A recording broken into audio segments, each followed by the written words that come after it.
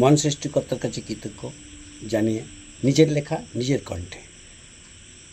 কষ্ট পাবেন তাদের জন্য যাদের জন্য ত্যাগ স্বীকার করেছেন, কিন্তু অনেকেই মনে রাখে না।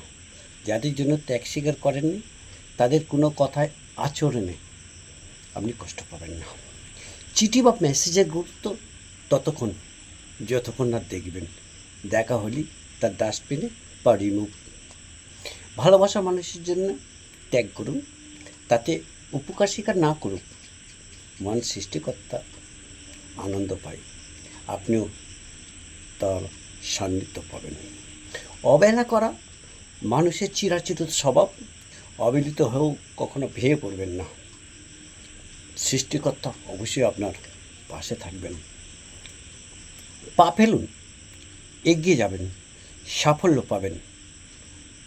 কষ্ট পাবেন ভুল হলে, ভুল পথে পা ফেললে, তবু শুধরে নিয়ে সঠিক পদক্ষেপ গ্রহণ করতে হবে।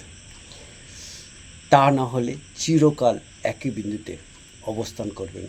ছোট্ট ছোট্ট কদমে সিন্ধু তৈরি হবে।